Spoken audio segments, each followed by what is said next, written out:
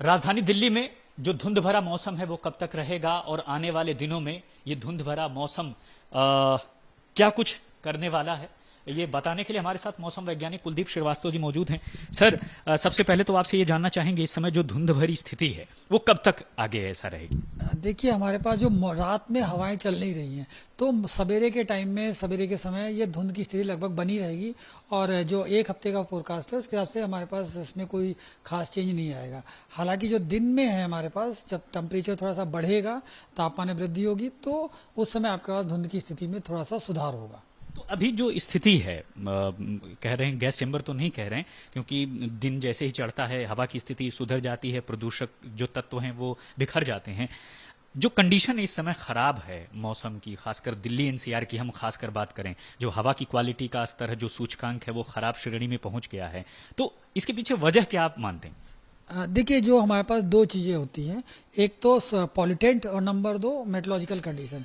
जो पॉलिटेंट है हमारे पास, उसको देखेंगे आप, हमारे पास तीन चार सोर्स होते हैं। एक तो आपका व्हीकल से पोल्यूशन होता है, इंडस्ट्री या लोकल जो पॉल्यूटेंट है आपका कंस्ट्रक्शन साइट से। तीसरा जो स्टेबल बर्निंग आपके पास होती है, जो कि पंजाब और हरियाणा से हमारे पास आती है। तो ये हमारे पास तीन सोर्स हैं। और साथ में मेट्रोलॉजिकल पैरामीटर देखेंगे जो इफेक्ट करते हैं, वहाँ पर रेनफॉल, टेम्परेचर, विंड डायरेक्शन और विंड स्पीड करता है। तो मेट्रोलॉजिकल पॉइंट ऑफ व्यू से देखेंगे, हमारे पास अभी फिलहाल कोई हमारे पास रेनफॉल होने की संभावना अगले 10 दिनों तक नहीं है। तो ये हमारे पास तो रेनफॉल के पॉइंट ऑफ व्यू से हो गया। दूसरा ये है कि जो विंड है हमारे पास वो नॉर्थ वेस्टर्ली मोस्टली चलेगी। हमारे पास नॉर्थ वेस्टर्ली चलेगी, इसका मतलब है कि हवाएं पंजाब और हरियाणा से दिल्ली तक पहुंचेंगी। और चूंकि जो हमारे पास स्टेबल बर्निंग का केस है वो पंजाब और हरियाणा में है, तो हवाएं अगर वहां से चलेंगी तो निश्चित तौर पर पॉल्यूटेंट हमारे पास आता रहेगा। इस समय अगर हमारे पास हवा की स्पीड कम होती है तो क्या होता है कि सारा का सारा पॉल्यूटेंट दिल्ली एनसीआर में ही एक्यूमुलेट हो जाता है। लेकिन अगर हवा की गति तेज रहती है, अगर आपके पास 12 से 15 km रहती है, तो पॉल्यूटेंट डिस्पर्स होते रहते हैं। तो अभी पराली का धुआं पहुंच रहा है दिल्ली एनसीआर में या नहीं? देखिए, पराली का धुआं हमारे पास पहुंच रहा है, क्योंकि जब भी आपके पास नॉर्थ वेस्टर्ली विंड रहेगी तो उस समय आएगा। हालांकि कल हमारे पास जो है, चूंकि हवा की दिशा में परिवर्तन हुआ था, सिर्फ पश्चिमी हवाएं आ रही थी, राजस्थान से आ रही थी दिल्ली में, तो उतना हमारे पास कंट्रीब्यूशन नहीं था। लेकिन ये हवा की डायरेक्शन फिर से चेंज होगी। मोस्ट ऑफ द टाइम आप कह सकते हैं आपके नॉर्थ वेस्टर्ली रहेगी, तो वहां से आपके पास आता रहेगा। ये सिचुएशन हमारे पास 10 तारीख तक रहेगी।